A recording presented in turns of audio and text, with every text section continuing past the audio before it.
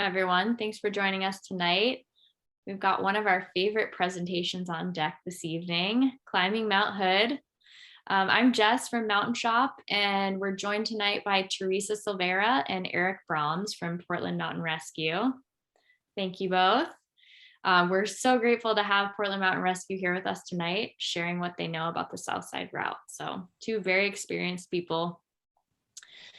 Presentation tonight should cover features of the mountain, terrain, required gear, and as questions come up, we're going to try to answer them as we go. So please feel free to type them into the chat and we will get to them. I think between the three of us, we'll all be monitoring, but I'll mostly take that on. And with that, I will turn things over to Theresa and Erik. Welcome, guys. All right, thank you. Cool. I guess I'll just jump right into sharing the screen so we can get into the presentation. This is being recorded and the link to this slideshow will be sent along with the recording. So you'll have access to the materials we're sharing tonight afterward.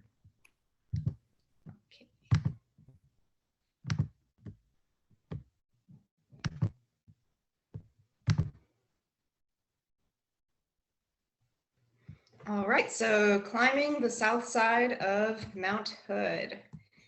A quick introduction to the mountain, although I'm sure a lot of you are familiar with it if you're attending tonight's event. Mount Hood is the tallest mountain in Oregon at 11,240 feet. It's also the second most climbed mountain. I also found like glaciated peak specifically in the world. It attracts more than 10,000 climbers annually, and 90% of summit attempts on Mount Hood are via the south side, which we are going to cover today. So what I wanted to go over in this presentation are some things for planning your climb and questions to ask yourself as you get ready to climb and what to expect.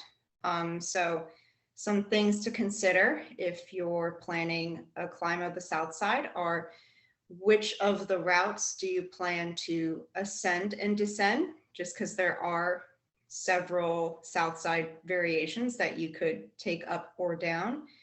What are the overall stats for the climb? So elevation gain, mileage, slope angle, what kind of terrain can you expect to encounter?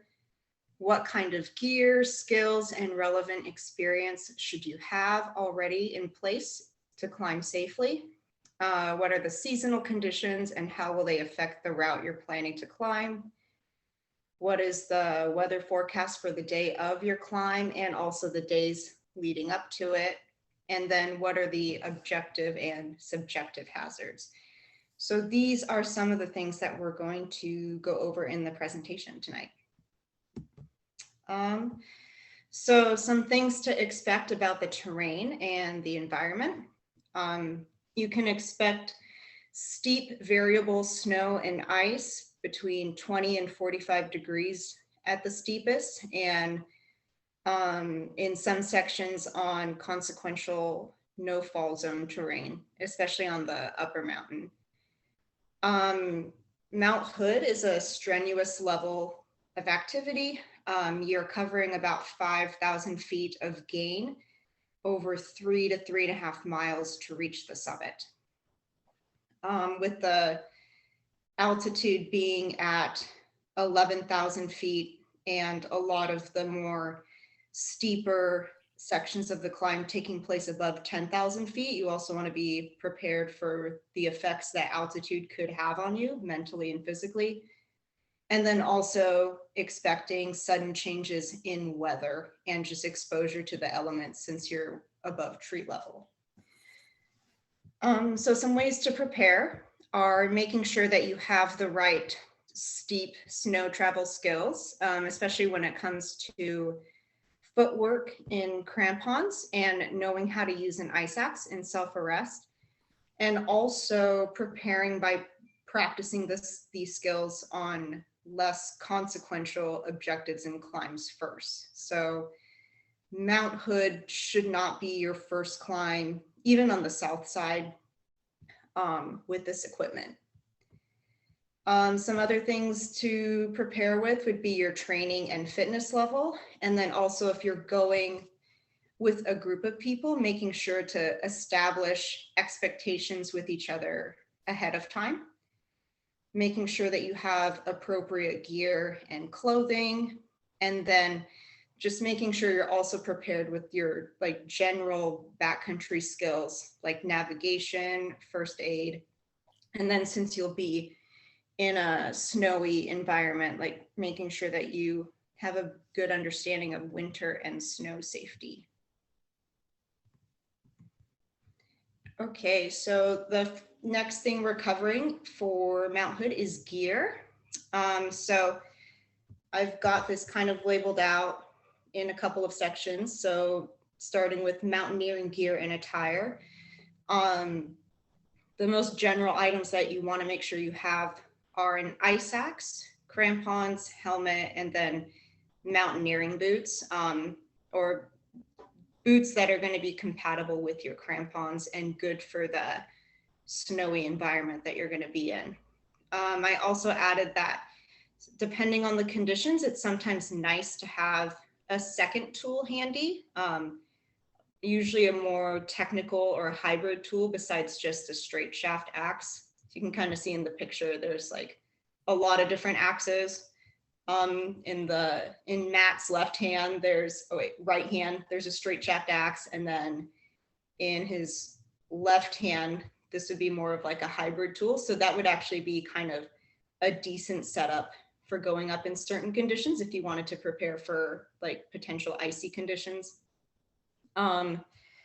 Clothing and layering. I have a link here for anybody that wants to use this after to kind of check out the different layering systems for being in the mountains. But one note that I wanted to add was just making sure that any clothing that you're wearing is breathable, moisture wicking clothing like polyester or nylon or merino wool, but not cotton. So you want to avoid cotton clothing. And then also outside of just mountaineering gear, having the 10 essentials, something that is often talked about for just going out into the backcountry or going out hiking. But just as a review for maybe folks that don't know the 10 essential systems, they are navigation, headlamp or some kind of light source, sun protection, like sunscreen, sunglasses, so all the things that fall into that category. First aid, knife or gear repair kit, a way to start a fire, including like a lighter and stove combo, some sort of shelter like a tent or emergency bivy sack, and then extra food, extra water, and extra clothes. And then a backpack that you can put all of that in. And then some other things for when you're planning your climb to remember to do are getting a wilderness permit. They're free and you can get them at the climbers registry. You fill one out at the Wy'east Day Lodge. It's kind of right outside the entrance. And then also grabbing a blue bag for yourself so that you can pack out any human waste while you're climbing. And don't leave it on the mountain. Okay. So the next several slides are mostly just going to be photos of like the full approach so people can get a sense of what the mountain looks like, just kind of from a distance and also up close, so that anybody that does plan their climb can get a better sense of some of the features up higher. So this is more of an overview photo. Anybody that has the Mount Hood Climbers Guide is maybe familiar with this photo, so you can kind of see what the full approach looks like when you're starting from timberline, and some important notes about, especially when you're approaching during when timberline is open, is making sure that you stay to climbers right of the Palmer snowfield and the ski runs so that you're not tracking through the groomed ski area. Usually around this time, there's also a sign. So you usually see this when you get to around Silcox at 7,000 feet. There's a sign that says climbers trail or uphill travel only, so you can kind of follow where you need to go so you don't end up straying to the chairlift area. Can I interrupt just a second, Theresa? Yeah. Mm-hmm. Yeah, it's, I was up last Friday and it is clearly marked, and a lot of times they will groom a separate cat track east of the Palmer snowfield just for, that's intended for climbers and other outdoor enthusiasts. And it's also marked at the lodge too. Okay, cool. That's good to know. Yeah, I remember seeing a sign at Silcox, but I wasn't sure if it was marked down lower, so. Yeah, both places. This is another kind of aerial shot of the South Side route. This one's kind of up a little bit higher past the upper Palmer lift house now. And so this one kind of shows all the different South Side routes up to the summit. The ones that we're going to cover today specifically are the Pearly Gates and Old Chute.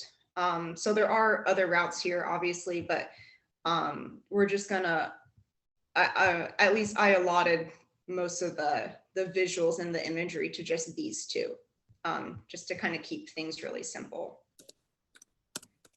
Anything you want to add from these last two photos, Broms?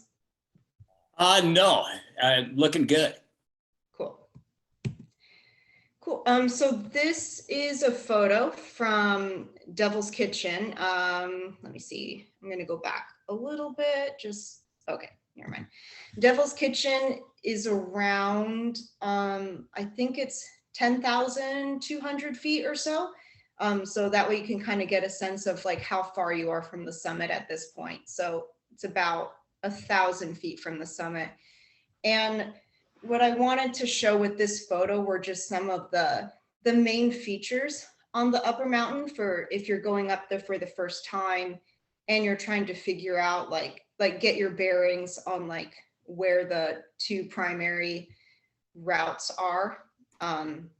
So what I have circled here is the Devil's Kitchen fumarole, and then up to the left is the Hog's Back spine. And then to the far left and up is the Old Chute route. And then following the Hog's Back spine up is how you reach the Pearly Gates. If you notice here, I've got the Pearly Gates labeled with the word left in parentheses.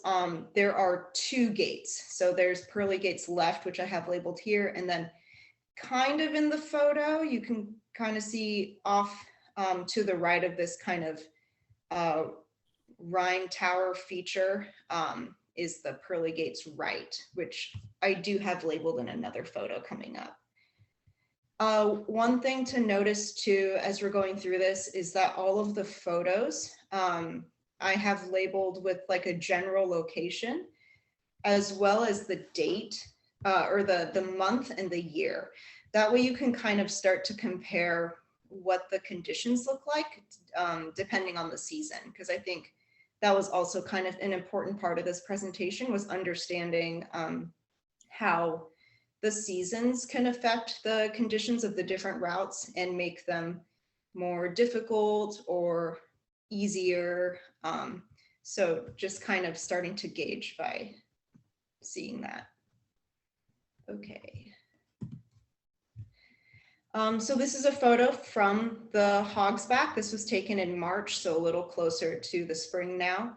And then this is an example of where I have the gates labeled on both sides now. So yeah, Pearly Gates left, Pearly Gates right, and then you can kind of see better in this photo how far left the Old Chute is. I've definitely gotten a lot of questions sometimes while I'm up at Devil's Kitchen where people will ask me like which one is which. So I think seeing photos like these and kind of going through and doing this research ahead of time is really nice, so that you have a better sense by the time you get up there of like what direction you're going and what route you're aiming for, and knowing how to see it from different parts of the mountain. This is a view from the actual summit rim. So I have it labeled as near the top of Old Chute. So you can see down in the far left, that was Devil's Kitchen, where we had a view a couple of photos back.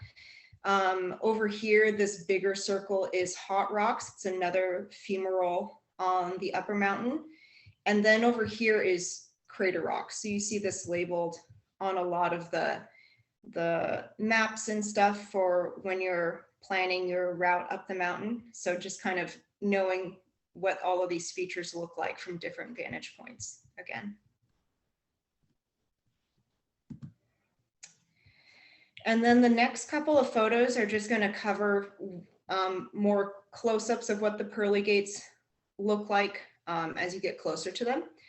So these are both kind of from winter. I think this one in the lower right was taken in early March, so still kind of winter conditions.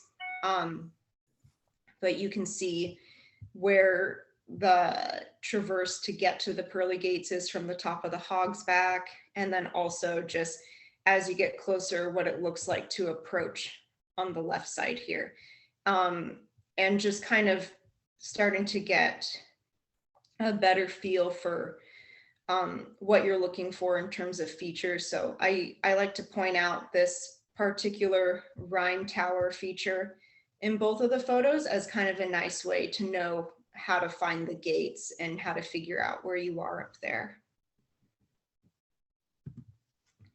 These are two photos showing the conditions of the actual inside of the gates depending on the season. So the left one was taken in the late spring, so in May. And this one, this particular ascent was like essentially I don't want to say easy, but it was essentially a staircase, steep staircase hike up. Whereas the climb on the right was taken in, I think, it says January, so early winter, where 2 tools were needed to get through this. And you can kind of see how narrow it is with all of the rime ice formations. So these are just 2 really different conditions that again are dependent on the season that you're climbing in. So this was also, even though this was like January of 2 years ago, the gates have also been this narrow and icy even this past winter as well. So just kind of taking that into consideration when you're planning your climb and like what you're going to be expecting if you go through the gates. Broms, anything you want to add about the gates based on the photos that we've shared so far? Yeah, I mean, you literally don't know what to expect as you know the weather changes. So you can always, you know, if people say it's really icy, you may want to opt out and go, you know, up the Old Chute instead of going through the gates, because the gates may be someplace for, you know, you may want to climb those sometime when you have a little more experience, depending on the conditions, because it can be pretty dicey in there. Yeah, I'll add to that, like if I'm climbing in the winter, or even in the spring, I usually opt to bring either both of my tools, or I'll usually have a regular axe and a second hybrid tool as a just in case. So there's been times where I haven't, especially as I'm going in the spring, there's been times where I maybe haven't needed both of those.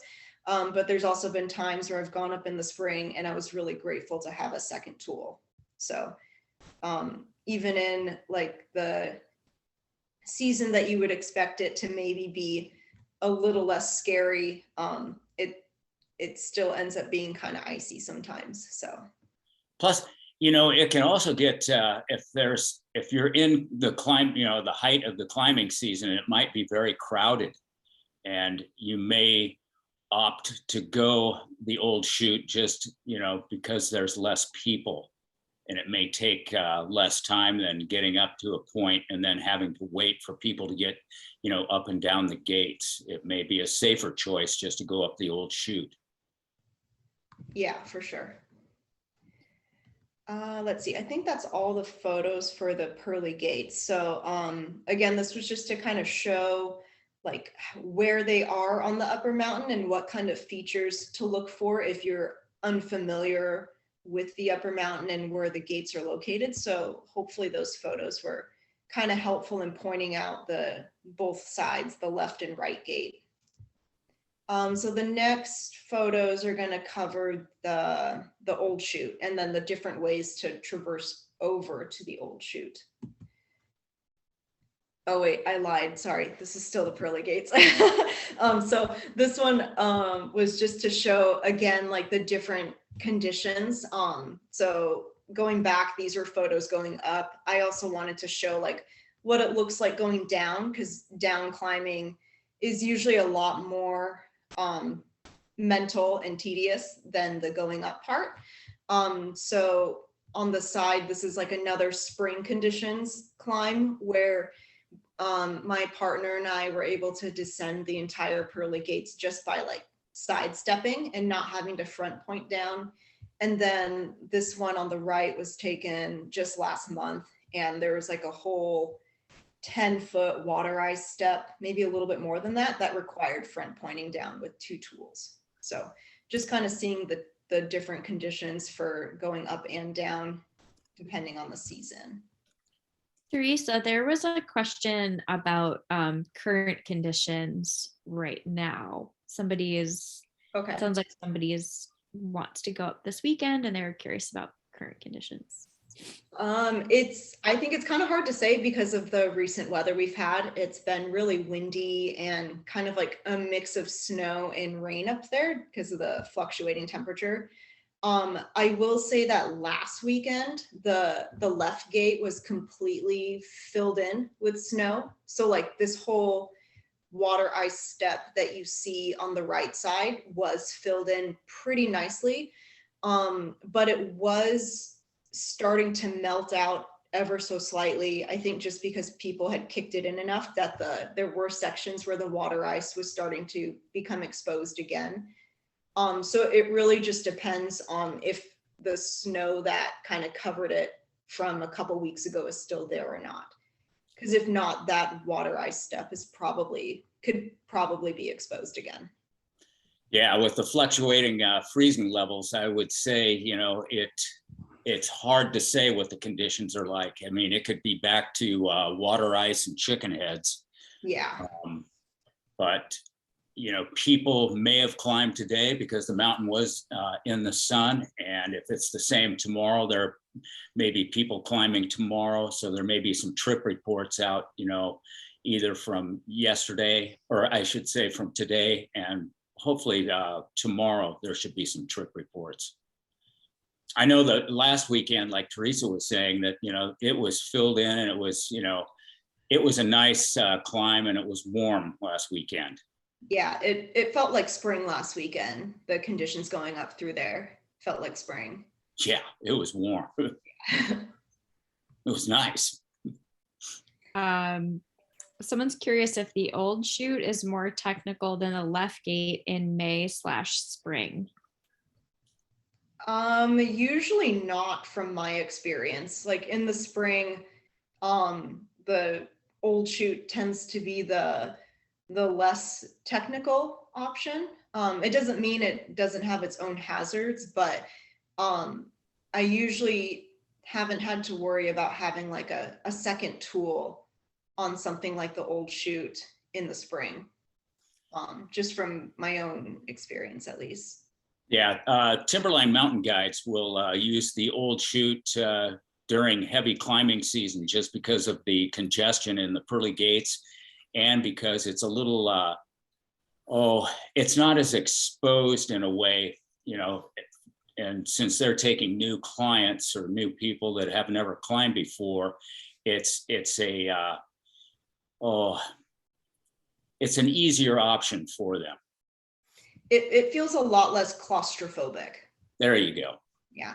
Like you can kind of tell even from both of these photos, like even though there is enough space for a decent amount of people, it is, especially in heavy climbing season, that these particular routes can feel really claustrophobic, especially with more people in them.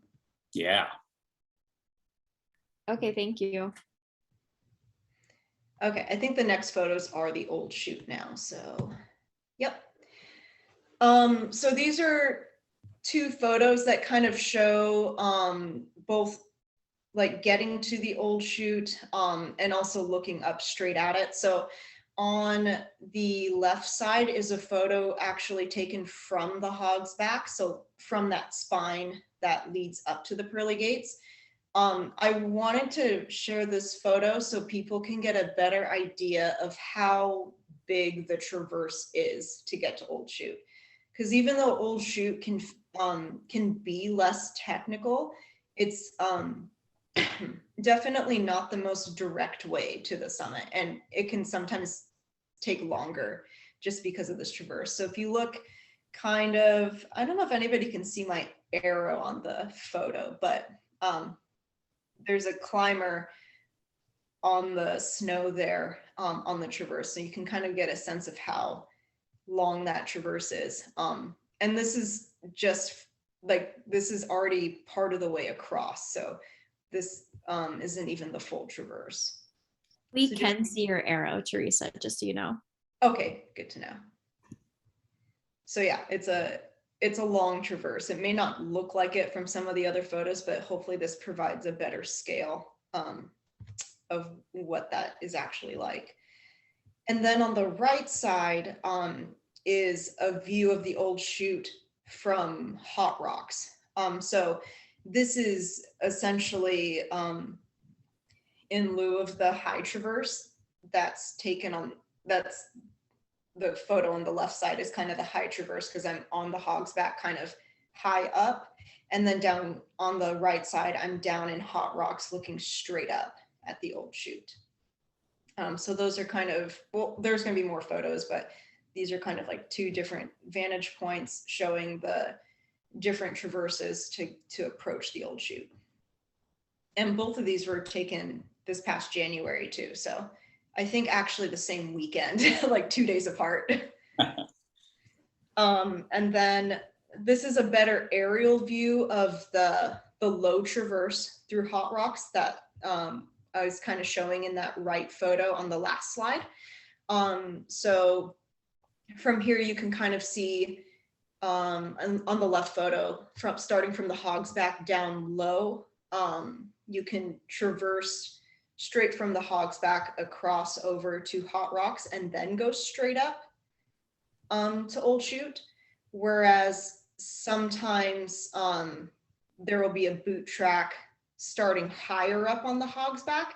I think kind of where my arrow is right here, and people will start their traverse from about here and then cut across and then go up. So at least from my experience, and Broms can add differently if he's had different experiences, but I usually see people take this low traverse through Hot Rocks starting more in the spring, or like spring conditions is usually when I've seen a boot track through here.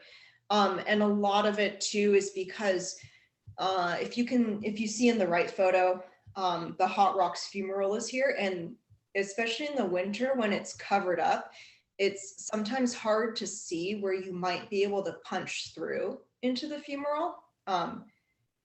There's been one time that I've actually cut the track down low through here in the winter and like punched through a small hole over here, and it definitely freaked me out. So after that, I stopped doing that in the winter and started traversing up higher. But in the spring, when you can kind of see those hazards a little more clearly, I see the boot track go through here a lot and then straight up to the Old Chute. Yeah, another reason for going that way later in the year is that on the traverse or the high traverse, if you start to get ice fall, there's several ice runnels that you cross over getting to the Old Chute, and you can avoid some of that by going the lower traverse, or you can anticipate or see the ice coming and kind of step out of the way, or you can see the ice coming. Whereas if you're taking the high traverse and you're close to that, any of those ice runnels, you're kind of stuck. You're kind of a sitting duck. And we've had some pretty major injuries, and a woman died there about 10 years ago that was on her honeymoon. And she was hit by a big block of ice that peeled off from up high. And that was kind of a sad situation. If you go to the Old Chute, it kind of gives you a little more area to that you can move, side to side to step out of the way of something. So these next photos were taken at the top of the Old Chute to kind of show what it looks like going down them in different conditions. So you can kind of see on the left side here, like the Old Chute is like definitely a lot wider in terms of like how much space there is for climbers going up and down. So that is one advantage to this route, especially in like the high time climbing season, when there's a lot of people on the mountain. You just have more space on this route. The one on the left here is kind of interesting because it was taken in the winter, but it was very spring-like conditions when I was up there that day. Like these were really comparatively mellow descending conditions where we were able to sidestep most of this way down. Whereas this one here I took this past November, and I ended up having to front point down the first part of the Old Chute because it was so icy. So you can kind of see all the chicken heads here. You can't see in the shadows here, but it's also like more exposed blue ice chicken heads that weren't conducive to just like walking down. I think this particular month too, I don't think I have a photo of it in here, but there was actually like a pretty big ice step a little further down the Old Chute that people had to like rappel or something back in November. So, and I remember down climbing that, thinking that the Old Chute was going to be in like, maybe not like chill conditions, but like nothing too crazy. And I remember going down and being happy I had 2 tools that day, which I have not usually experienced on the Old Chute. So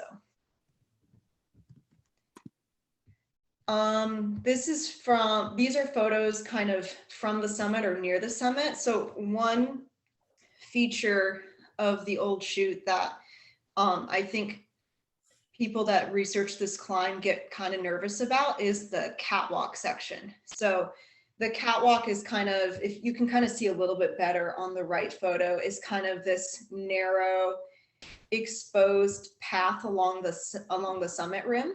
And there are some seasons like this, again, this photo taken in March, where the path is actually pretty wide and it doesn't feel like super exposed unless you look down like the north side.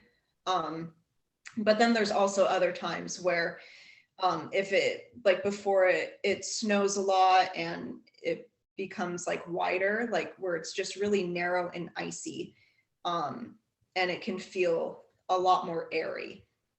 So on the left, I wanted to kind of show how to find the Old Chute. Like if you were to come up the Pearly gates and you decide you want to go down the Old Chute, like how to navigate yourself there, because it is a little ways from the summit. So you can kind of follow that red line and see where it drops down over this little hump here is where the Old Chute is. There's to the left of it over here, there are other descent options, which is why I like to point out how to get to the Old Chute, because I have seen people try to go down the cool hours that are over here. And these ones are like steeper and almost as narrow as the gates, depending on the conditions. And people will think that that's the Old Chute, and it's definitely not. So it's kind of nice to have your bearings up at the summit too, if you're planning to take a different descent option. Okay, so those are all the photos of the 2 routes that we were covering. And again, this slideshow will be sent out. So if you want to review the photos again, you can do that with the link. The next few slides, I want to cover potential hazards on the upper mountain. So we have rock and ice fall, the bergschrund, and other cracks and crevasses on the upper mountain. The 2 fumaroles, so Devil's Kitchen and Hot Rocks, avalanches, particularly in the winter, weather, and then other climbers. Oh, actually, sorry, this is kind of a nice photo to point out. This photo is of the bergschrund. I think this was taken, I don't have this one labeled. I think this was taken in June of last year. Because the cliffs here are kind of bare already, so it was already, a lot of the snow was already starting to melt off of these. So yeah, I think this was June of last year, so you can see how open the bergschrund is. I have other photos of it so you can get a better sense of where it's at, but this is on the Hog's Back, so like this slope right here is the Hog's Back, and this is the crevasse that kind of cuts across it as you're going up to the Pearly gates. So this, I like this photo. It's early season conditions in November from a few years ago. I remember getting up to this point. This was taken from Devil's Kitchen, I think. And I remember looking up and being like, yeah, I'm not going up that day. But you can kind of see before the mountain got a lot of snow, like you can see all of these exposed cracks here. So the bergschrund stretching across the Hog's Back, and even the exposed rock right here because there wasn't enough snow yet. And then also here in the circle on the left, like the bergschrund also stretching across the ascent route to reach the Old Chute as well. This is another crack that is appearing more frequently at Devil's Kitchen now. So anybody that's maybe been up there has probably seen this, but there's a really large crack that kind of forms above the fumarole and is particularly dangerous because people go over it to when they approach the Hog's Back. So you can kind of see these 2 climbers here, like this is there's kind of clouds right here, but this is Crater Rock, and the Hog's Back is essentially like right here where these clouds are. So this is part of the ascent route to get to the Hog's Back, and people walk right over this. So a lot of the times, if I can't see this open yet, but I know it's there, I will try to end run this crack like to the very far left, like even out of frame of this photo, just because I know how far it stretches across. But a lot of the boot track, when this is really well covered, will go just like right over it on the climber's right over here where my arrow is. So this is kind of something important to be aware of, just because a lot of people have either fallen in here or punched through it enough to scare them. So it's definitely very possible to at least punch through, especially if snow hasn't consolidated here yet, but it's covered it up well enough that you can't see it. Theresa, there's a question about Pearly Gates and Old Chute. Someone's asking what red flags you might be looking for on the day of a climb, that might persuade you to take the Old Chute rather than Pearly Gates? Would it be advisable to have a plan A, Pearly Gates, and a plan B, Old Chute, going into a summit attempt? Yeah, I think for any climb, for sure, it's good to plan for either option. Some red flags for me for the Pearly Gates would be like in like the popular time of the climbing season. If there's a lot of people on the gates, I probably wouldn't go. Like it's maybe not like a red flag, but it's just a lot of like overhead hazard when there's lots of people in one spot, and especially in like a really congested spot like the gates. It's nice to plan on maybe going the route of Old Chute because there's a little more space and like space to get out of the way too, which is nice.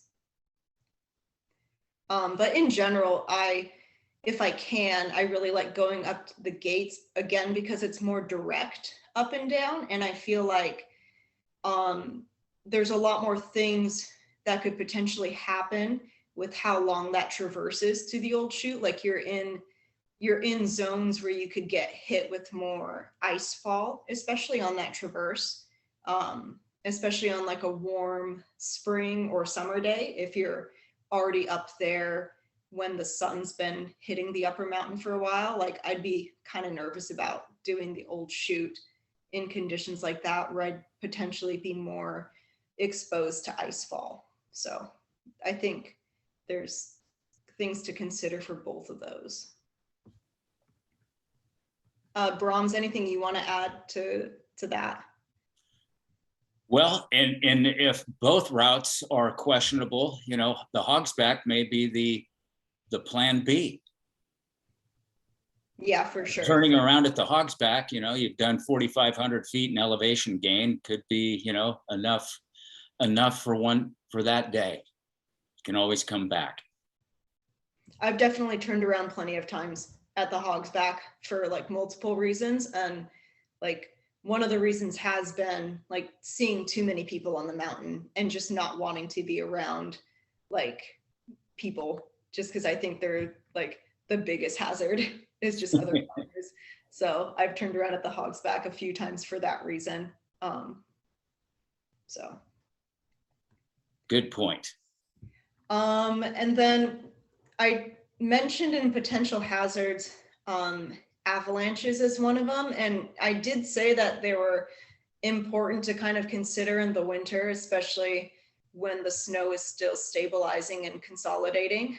But they're also just as important to watch out for when the temperatures start to warm up a lot. So this one happened in the late spring, and it was triggered by one of the like rime towers up here released like a huge chunk of ice and actually caused this avalanche. And it was a really warm day. Like I think it was, I can't remember how high the freezing level was, but it was pretty high. And this was still fairly early in the morning. Like you can kind of see here, like the sun is barely coming over the top of the mountain here, but it was already pretty warm. How do you think those two climbers felt? I was almost one of those climbers, so I was happy that I wasn't that day. But yeah, that was pretty scary to watch. Gosh, no kidding.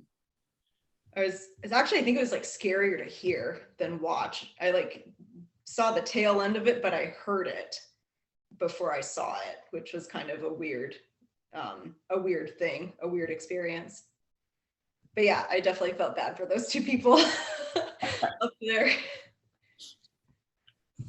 And then this is just like a photo of like a maybe not even super, super crowded day, but enough that I probably wouldn't want to be up there. So if you look kind of in the upper right here where the gates are, you can see like this ant trail of people going up the left gate. And this is early in the morning too. Like you can tell the sun is like just hitting the tip of this rime tower here. So people are making an effort to get up and down early, but I think this was probably like a Saturday or something. So a really nice Saturday in the spring. So there's just lots of people going up. And then I have this photo to kind of show just another hazard that maybe gets overlooked occasionally when you see like a good weather window is what happens when weather moves in unexpectedly. So this is taken from Devil's Kitchen, and this was just this past October. It was just like a training hike, but we went up to Devil's Kitchen, and the forecast said that we should have had like clear everything up to about above 10,000 feet. And so we were a little surprised when we basically walked into a cloud up until I think we couldn't see anything until we were past the Upper Palmer Lift House on the way down here. So just kind of being prepared and knowing, being prepared to navigate down without any visibility, even in weather conditions where you think you're going to have like clear weather the whole morning. But yeah, like you can't really tell where you are in this photo. Cool. I think that was the end of the photos for like hazards and stuff. Was there anything you wanted to add, Broms, that maybe wasn't covered in any of the photos? Just like some of the fumaroles that you pointed out, do have poisonous gas in them, and you're going to smell that, while you're climbing, and it does tend to make some people combined, with being at altitude, that smell may, can cause some nausea. So it's something to be aware of also.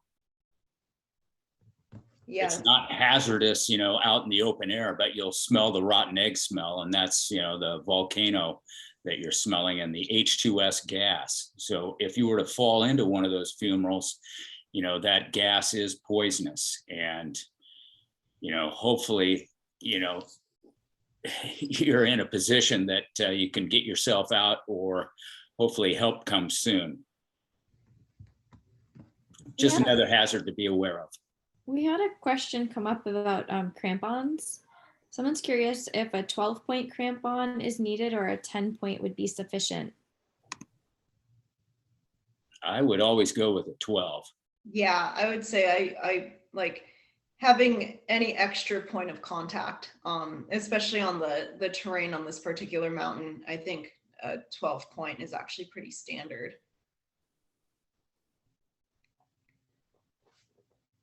Were there any other questions so far, Jess? Someone wants to know what the weirdest thing you've seen people do up there was. I feel like Broms probably has a good amount of stories. I've mentioned this before. There was a guy that he was with a group of, it was 5 guys, and the guy was dressed, he had his dress Cold Hand boots on, and he was trying to get crampons on him. And I was asking him why he had that type of boot on. And he said it was because he was going to church afterwards. Okay. He did climb. His crampons didn't fit the boots though. I can't really think of anything off the top of my head that's been like weird. I feel like I've seen a lot of dumb stuff up there. I don't know if that falls into the weird category, but nothing that like stands out as very, very strange, I guess. Yeah, I guess that wasn't weird. It was just goofy. Very goofy. What do you think about climbing in trail running shoes?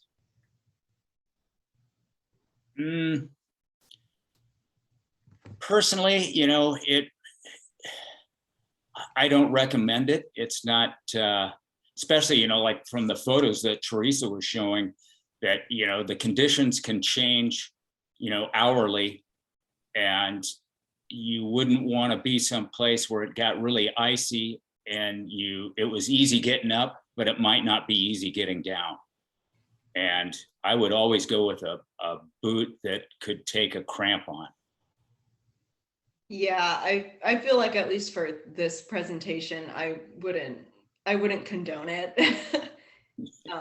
I definitely have like my own personal experience climbing steep snow in trail runners and like crampons that fit my trail runners, but it's not something that I would just like recommend, especially in like a public education presentation like this, I guess.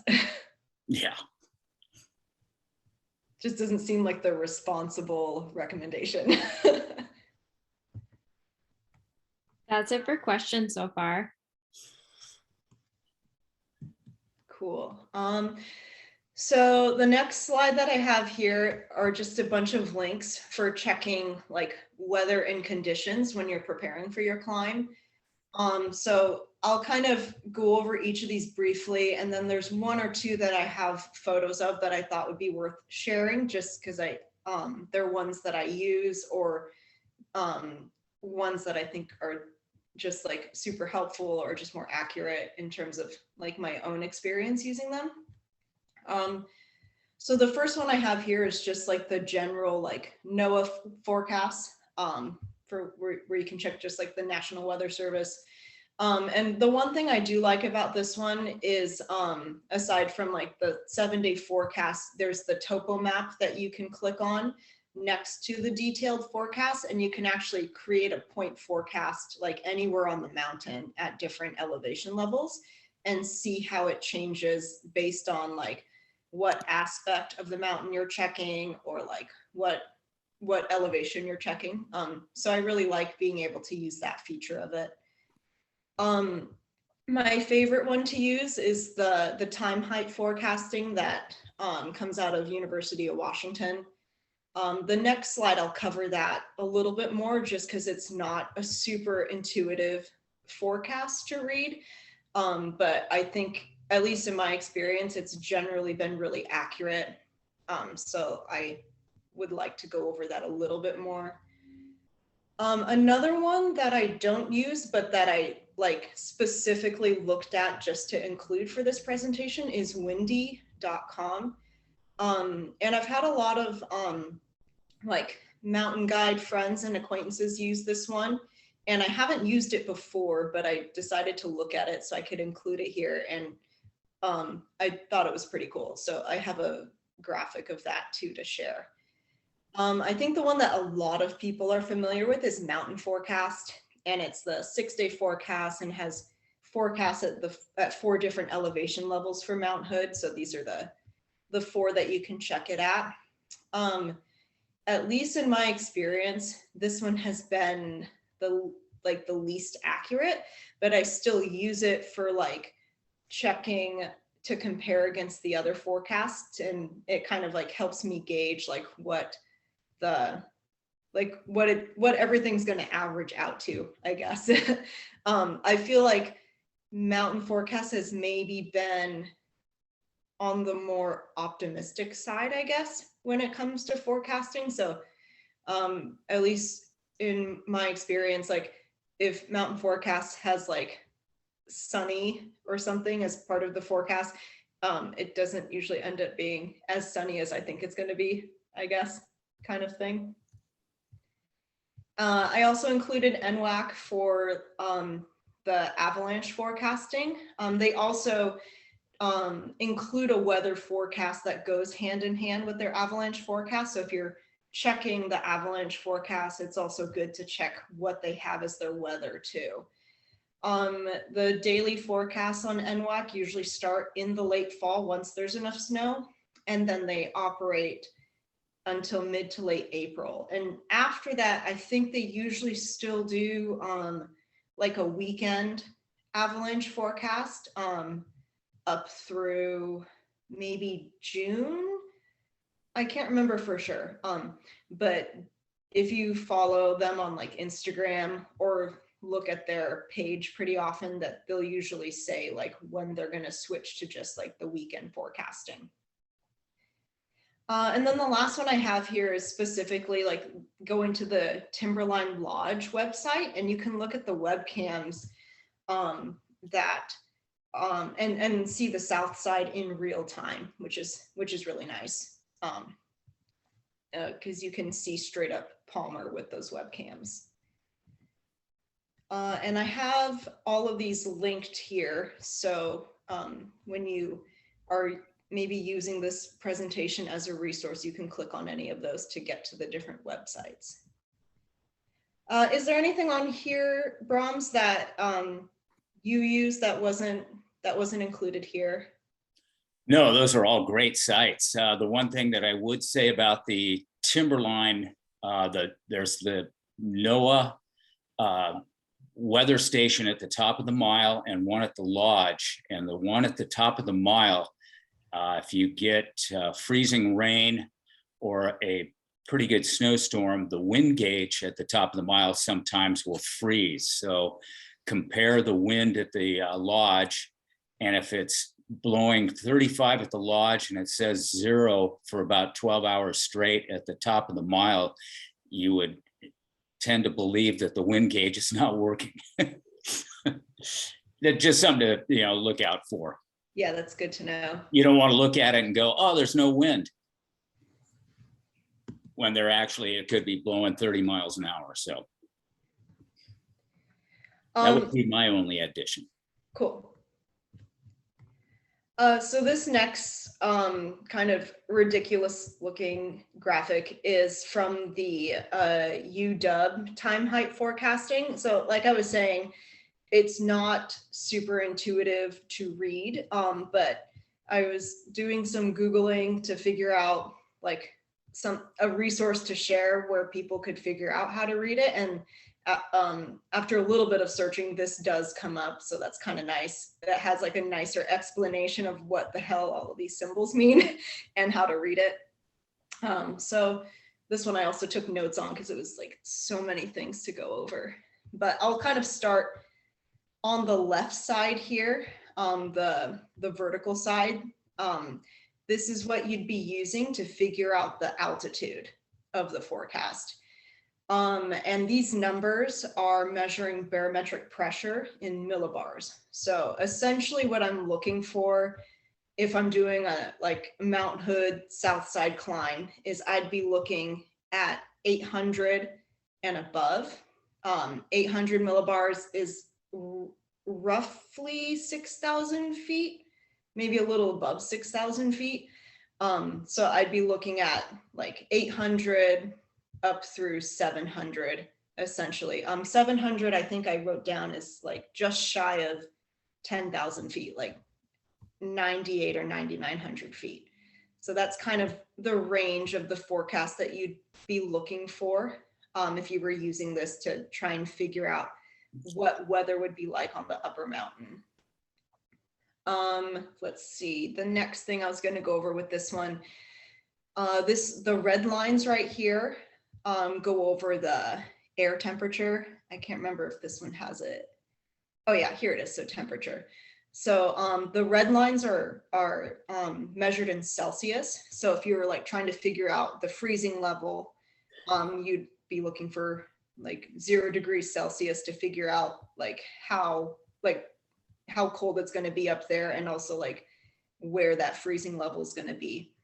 So especially for climbing Mount Hood, it's kind of nice to like have the freezing level below the range up here, or else it's maybe too hot up there to be climbing safely. Let's see. The green lines represent humidity, and then all of these shaded sections, they kind of go over, but the shaded regions mean over 70%. And I was reading on another graphic for this that like the darker shaded green means like 80%. So if I was climbing, I wouldn't want to see a bunch of green up here, like up higher. Because for me, that would be like a sign that it might be like wet or snowy or precipitation up higher, or like also cloud cover. Visibility might not be very good. So I don't want to see a bunch of green up here if I'm looking at the forecast and deciding to climb. And then these little flags right here represent wind speed. and direction. So the way that I look at this really quickly, if I'm just trying to figure out how windy it's going to be, is like the more of these little flags or barbs there are on the wind symbol, the windier it's going to be. So, and then the last thing on here that I think is maybe the most confusing to read is the actual like the date and hour. So for reading this particular graph, you're actually reading right to left, not left to right in terms of the time.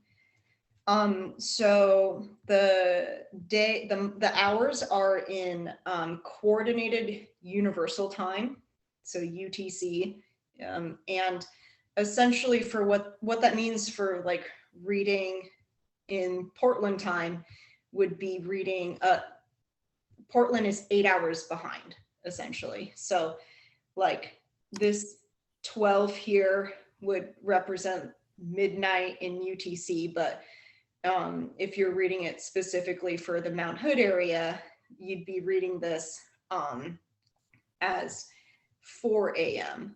Or sorry, 12 would be noon, my bad. So 12 would be noon, so this would be 4 a.m. the day of whatever that number is. And then this one here, 00, is midnight, but if we're 8 hours behind, this actually means 4 p.m. the day before.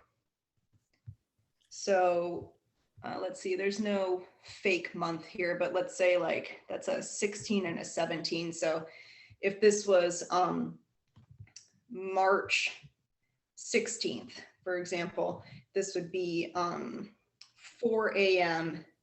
March 16th. And then even though this one says 17, because it's 8 hours behind, it's actually 4 p.m. of the 16th, if that makes sense. So yeah, it's not intuitive. I had to take a lot of notes to remember how to say all of that correctly, but it is really accurate. So so this is kind of like the example graphic that they give, and then this would be what you actually see if you pulled up. I usually use the Troutdale, Oregon location. And I think this is a screenshot from last month. So this, like right here, if I'm reading, this would be February 24th, 4 a.m., all the way on the right side here. And then over here would be February 24th, 4 p.m. on the 2500. So this is kind of an example of what I'd be looking at if I was using this to figure out the forecast for Hood. And again, I'd be looking at like the 800 going up to the 700, this range here. This would be like the Timberline Lodge area going up to about Devil's Kitchen, or a little below Devil's Kitchen. And then this is a screenshot I took for the windy.com. This one's nice. You can do kind of a point forecast, but it still takes you to a more specific location. So when I was playing around with this, I did try to click on like different spots, like up higher or lower in between. I think they have one, like this one is specifically for Crater Rock. And like anytime I clicked kind of around it, but not quite on it, it would still take me back to Crater Rock. So on the NOAA forecast, you can literally click like anywhere. And on this one, it will kind of take you back to the closest thing. This one's kind of nice because you also get the webcams that you can click on in the corner over here. So you don't have to go to like a separate site to look for those. They have the webcams from Timberline shown here that you can see on the website itself. And I think one of the best things about this particular site is that you can compare, I think it's, let's see, 5 different forecasting models. And oopsie,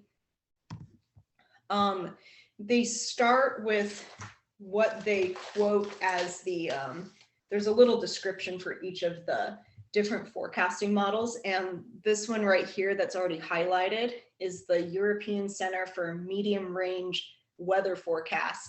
And if you read the description on Windy for each of these different forecasting models, they call this one the clear winner compared to other forecast models. So it's nice that you can compare all of them, but they also start with the one that they think is the most, or they feel is the most accurate. So but yeah, I haven't used this one that much, so I can't really say much more about it. I just started looking at it more, and it's kind of a lot and maybe a little overwhelming, but there's a lot that you can look at for it when you're trying to compare forecasts, which is cool. Broms, do you use this one a lot? Do you have anything you want to add about this one? You know, I haven't used that one that much, and I'm embarrassed to say the ones that I do use, but I've rarely climbed on a bad day. I stick my head out the window. No, I use several of the other ones that you have put up there in your slides, and I am not familiar with this one until you actually added it to the slide deck. So it's new information to me, and it looks great. Yeah, it is really cool. I was definitely overwhelmed when I pulled it up the first time, though. I was like, oh my gosh, I thought the UW time height was overwhelming. And then I pulled this up and was just like, it was a little much. But it is nice to have like all these resources to use when you're trying to compare different forecasts. So yeah, there's another one. Yeah, my son's a pilot, and he introduced me to the winds aloft charts, and they're fairly difficult to read like the UW one, but it can kind of give you a pretty good accurate information as to what the winds are doing, you know, from 6,000 feet up to, you know, 16,000 feet. So, yeah. But again, you know, they're kind of difficult to use, but you know, it's the piecing together of all the information. Yeah. So that whole, you know, slide deck over here is just meant to give you a lot of resources to kind of come to your own conclusion, essentially, about what you feel like the weather's going to be doing based on putting these all together, and then, you know, deciding your comfort level based on that forecast. Yeah, and what Theresa mentioned a little while ago is just, you know, making comparisons to what they all, you know, say, or which ones are the most accurate, you know, after you do get it to the mountain is important. You know, really great information, Theresa. So the last thing that I have here before we kind of dive into more like what if something happens on the mountain, the last thing I wanted to include that I think is pretty helpful for a first time climb is just an example itinerary. I feel like when people ask me questions about climbing Mount Hood, this is actually something I get asked a lot, is like, you know, what should I plan for in terms of time? So I decided to kind of just like make one based on like I think fairly conservative 7-hour ascent on foot. So this would be, you know, if you're thinking 5,000 feet in 7 hours, it's a pretty conservative estimate, I think, based on the conditions, or depending on the conditions. So I have a suggested season of April to June, because that's kind of like the high time climbing spring season, when the conditions tend to be a little less technical and scary. It doesn't mean they aren't, but like they tend to be less so than they are in the winter. And then I have, you know, again, because this is like the high time popular climbing season, to like plan to start on the earlier side to avoid crowds and congestion on the upper mountain. And then here I have a timeline based on different locations on the upper mountain past Timberline. So I have a suggested get to the parking lot time of 11:30. This isn't obviously a start time, just like getting there to organize your gear and get all of the necessary things you need at the climbers register, like the wilderness permit or a blue bag or whatever else. And then I have a suggested midnight start time. For some people, this probably seems like stupid early, but but if you're planning on trying to be up and down the mountain before it gets really crowded, and you're wanting to take your time to get up there, this is kind of a nice time for a first climb to be able to plan for that. So I have roughly an hour from the start of the Climbers Trail to Silcox, which is about 1,000 feet of gain. Another conservative estimate of 2 hours to gain another 1,500 feet from Silcox to the top of Palmer. Another 2 hours between Palmer and Devil's Kitchen.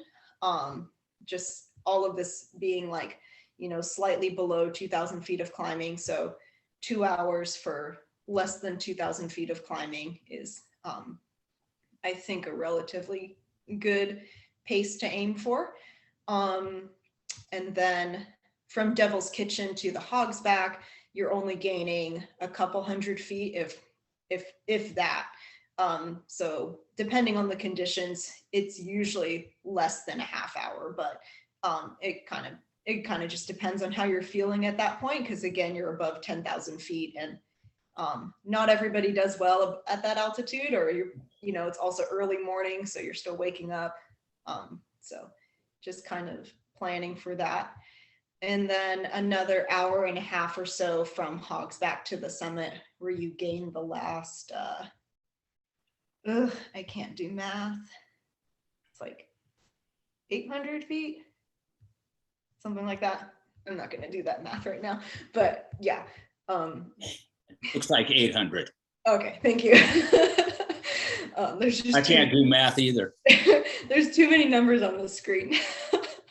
But yeah, another hour and a half for less than 1,000 feet of gain. So I feel like all of these are relatively conservative estimates, and a 7-hour climb from Timberline to the summit in spring conditions, especially when it's tracked out and people have been going up and down the mountain, and there's usually a pretty decent boot path in place.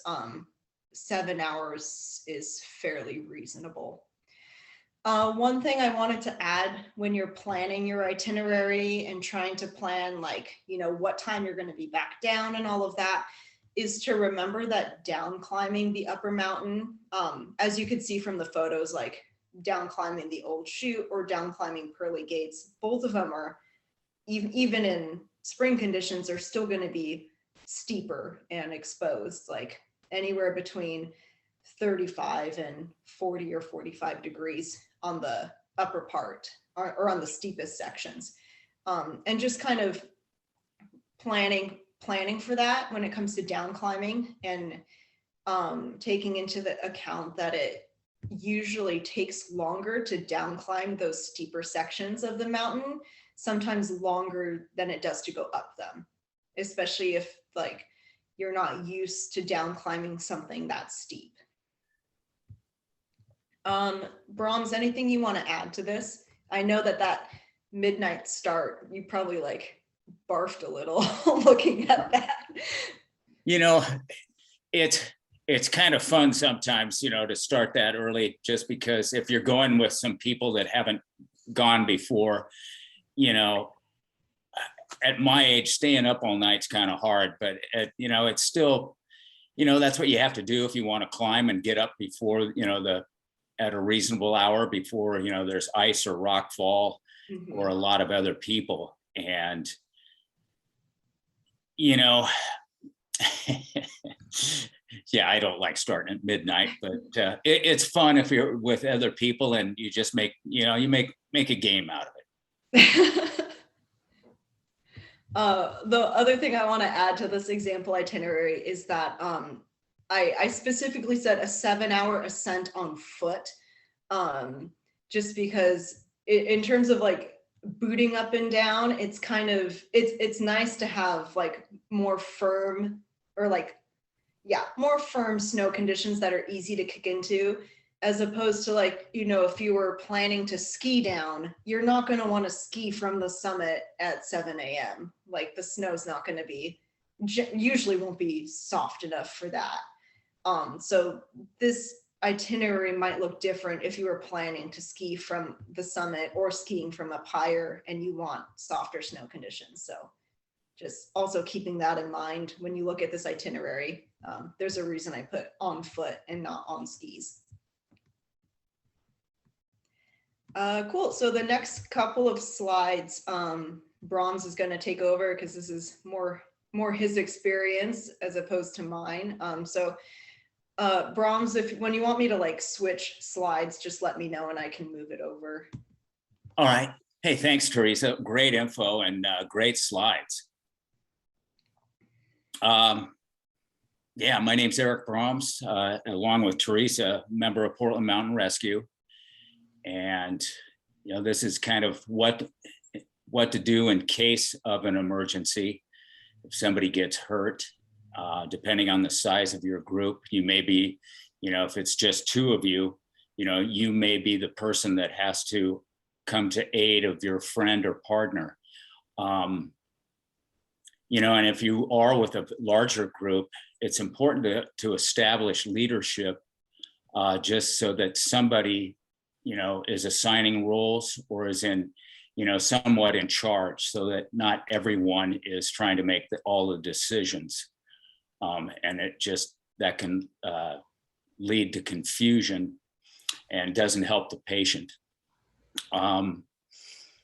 The next thing would be scene safety and patient assessment. You know, if somebody does get hurt, are they in a place where, you know, if you're to go to their aid, are you going to get hurt? You know, is there a way to get that person out of the, you know, to a safer place without, you know, causing them, you know, much harm? That's important. And then patient assessment, you know, what does the person need? I mean, what is their injury?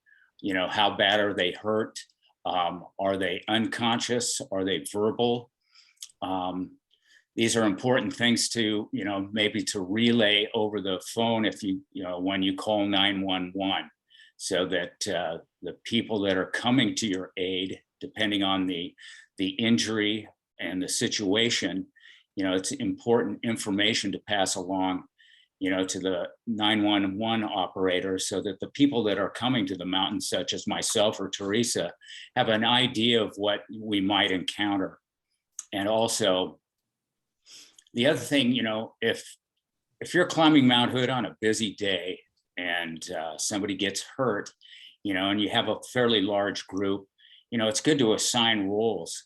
You know, hey, can you go get, you know, some more foam pads, or can you get into this person's pack and get out a coat so we can keep this person warm? You know, if everybody has a job, and that, you know, it kind of keeps, you know, people, you know, a sense of, you know, importance, and also, you know, that they're, you know, have a job and they feel like they're doing something to help. Because a lot of times in situations like this, people may not be trained medically, but they can assist in other ways by, you know, scavenging through other people's packs to get, you know, the gear that might help keep, you know, the injured subject warm. Then the other thing is to call 911. That can be done usually on Mount Hood. You know, the cell service is pretty good. Depending on where you're at. I noticed earlier this year that AT&T was having some cell tower issues, and I did not have cell coverage on a couple of days. So you may not always may not rely on, you know, your cell phone to get emergency help, and you may have to send somebody for help, or you may have a PLB or a satellite messenger that you can, you know, activate that will, you know, get people aware of your location and your emergency. One of the other things is, you know, if somebody were to fall, you know, it's a good thing to figure out, you know, is this an actual, you know, emergency? Does this person actually need rescue? You know, that usually can be determined, you know, fairly quickly. if the person, is unconscious, obviously that person may not be able to walk off. Or if there's a lot of blood, they may be injured to a point that they need, immediate medical assistance. Can you prevent the situation from evolving into a life-threatening injury or incident? Depending on the injuries, yes, because you can keep somebody from going into shock if you can keep them warm, or you can stop the bleeding, or, what was I trying to say? I think, cold injuries are easily remedied by getting more clothing on a person or hot packs. And, blood, a lot of times, if a person is, lacerated in such a way that you can apply direct pressure, that type of thing, to keep the person from bleeding, bleeding out. These are a lot of things that you can do. And if you can't, if some of these things are just minor, a person might be able to walk off, after they had a few moments or a half hour to an hour to figure out, hey, I'm not really hurt, I'm really okay. And other times, you may have to wait, if a person is seriously injured, even though, the parking lot is only a few miles away, help a lot of times, depending on the weather too, may take hours for somebody to get there. So it's really important a lot of times to have, an extra layer. Maybe somebody in your group has a foam pad. Maybe somebody else, depending on the size of the group, has got a first aid kit. Helicopter service on Mount Hood sometimes can take hours. If the National Guard if it's during the week, the National Guard can be activated Monday through Friday during working hours. And on the weekends, people have to be called in. And it can take, if people are at the National Guard in Salem working, it may take, it takes them 45 minutes to an hour actually to get a helicopter from Salem to Mount Hood. And that's if the pilots are there to do that. So a lot of times, you may be the only person that can keep this person, alive or warm or in a good place until help does come. And it's just, it's important to keep calm, and talk to the person and find out as much information you can about them. If you don't know the person, you may be helping somebody in another group, but, help just isn't, help may be a phone call away, but it may be hours away. It's sometimes I've waited with patients, 6 to 8 hours before we got help to the patient and then got them to a place where we could start getting them off the mountain. So sometimes it can take a few hours and sometimes it can take, more than 8 hours. So it's always good to be prepared in a way that, you do have, maybe you take an advanced first aid class or at least know CPR or some first aid so that you can step up and help out, because you may be your friend or partner's lifeline in case of an emergency or somebody else's. So that's about all I have on that. Any questions? Next slide. Yeah, so the next one is just some search and rescue resources and knowing where all of these resources are coming from, or like if you place a 911 call, who it's going to, depending on like what part of the mountain you're on. Yeah, if you're and again, it all depends on what cell tower you're hitting. A lot of the the climbing route right now, or the south side, the ridge that goes up, White River Canyon all the way to the summit and up the Hogsback. If you're on the east side of that, that falls into Hood River, and that would be the Hood River crag rats would be called out. And if it's on the west side of that, we PMR would be called out. And sometimes we work together, and that's probably going to be more of a thing, now that into the future that we'll be working together a lot more. And helicopter service actually is no longer provided by the 304th, at the Portland Air Base. It's the National Guard and also the Coast Guard out of Astoria. And once in a while, we'll get a helicopter out of Pendleton, Army up there, when other resources aren't available. Someone was actually asking about if there's such thing as helicopter insurance. That's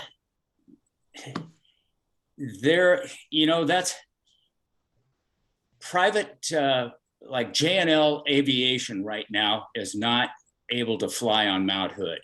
Now, if you were on Mount Adams, that's a possibility.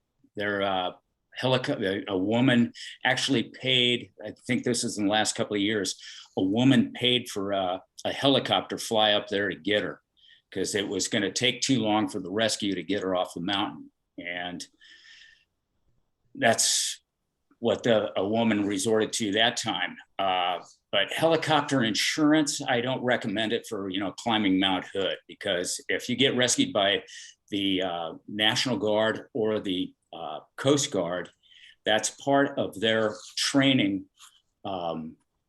program. I mean, that's part of their budget, is doing some of these things. They consider it training for things that they have to do in maybe in a war zone. So helicopter insurance, not unless you get life flighted from Timberline, I would think. And so I don't know, I wouldn't think that it would be worth it, because if you're high enough up on the mountain, the helicopter private helicopter wouldn't be able to fly up there. That's the ceiling's too high for that type of helicopter.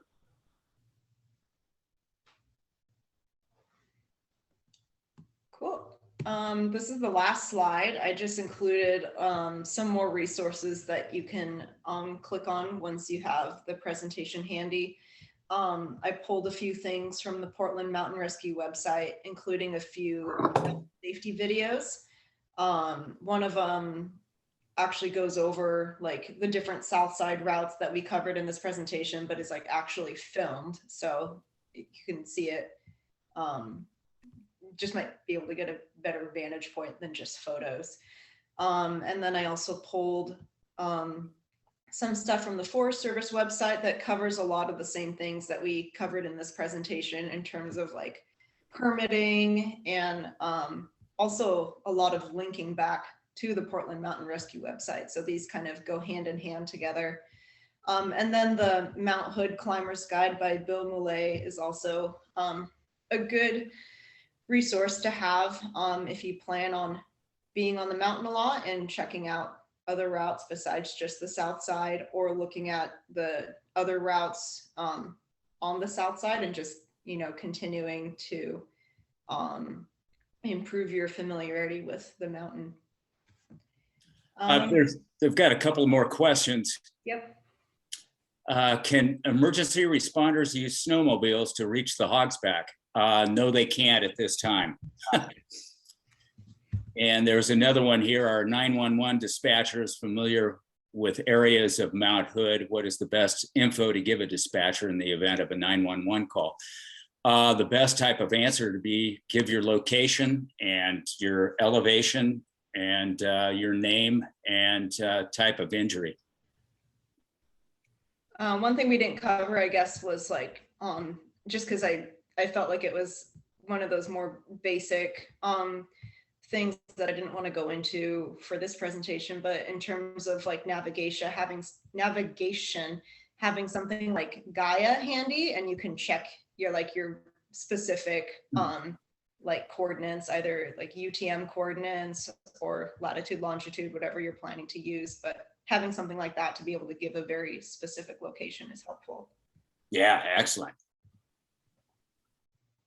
We had one other question. Someone's curious, for an inexperienced climber, if you have any recommendations to connect with others who are experienced and willing to take out new climbers.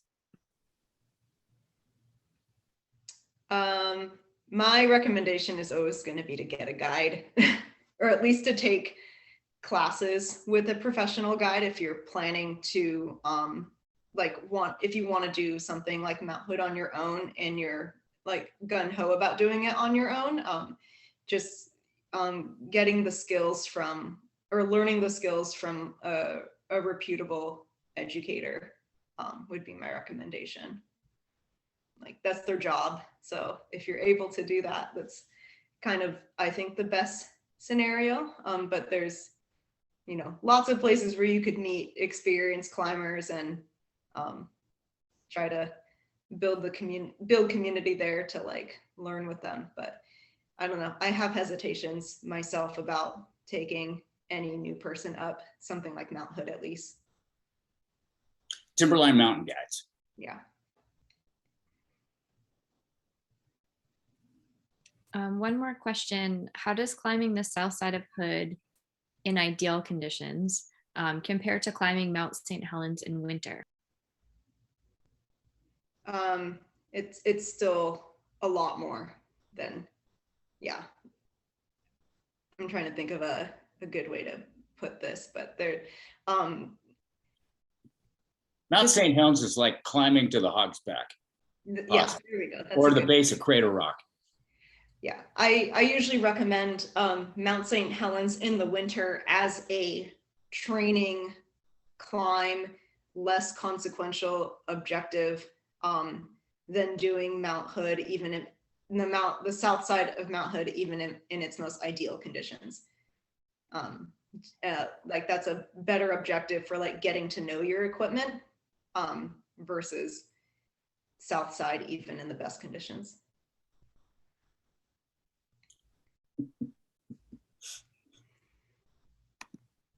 Are there any more questions?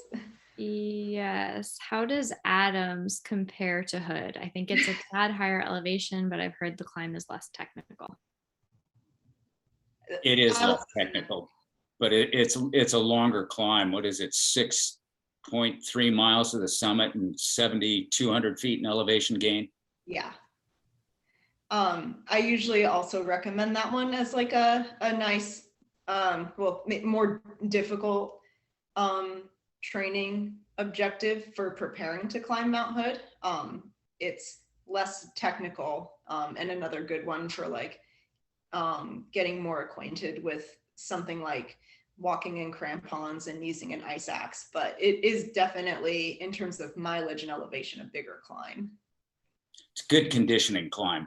Yeah. And like Theresa said, a good way to get comfortable with ice axe and crampons. And then Erik, it sounds like someone's kind of curious how they can be like you when they grow up. Who asked that? I want to know who asked I'll bet I know who that is. Anonymous attendee. Yeah. Am I supposed to answer? Up to you. You should just call out whoever it is and embarrass them. You don't want to be me when you grow up. I think that's all the questions that have come in. Let me just make sure the Q&A is clear. Yeah. That is clear. Well, thank you both so much. That was great. Theresa, the time height forecast. Whoa. I was really happy I was able to find that graphic because that would have been like just a mess. Yeah, trying to explain it. Like, yeah, it's a lot to look at, but I've heard a lot of people just, like it. Yeah, it would have just been me like, well, this color means this. So I was really happy that thing was available somewhere and explained it better than I could. Yeah, that's great. So yeah, as Theresa mentioned, we'll be sending out her slides with the presentation, with the wrap-up email. So you'll be able to reference that a little bit and kind of use some of the guides that she put on that forecasting tool, and all the links in her presentation will be all together. Yeah, thank you both for tuning in with us tonight and sharing everything that you know about Mount Hood. You gave us a lot of great insight and tools, and we hope it encourages some people on the call to, do more research and be able to make better decisions out there. as always, pleasure having Portland Mountain Rescue on to talk about Mount Hood. And if anyone has questions, is there a way they could get in touch with you? I think we have a Facebook post. I think that's probably one way to get a hold of us, or our website. Perfect. Okay. Yeah, I will link that in the wrap-up email as well. And this will be recorded, so I'll throw that in the wrap-up as well. And that's it. Great to Great talk job, to you Theresa. tonight. Thank you so much. Good Thank night, you. everybody.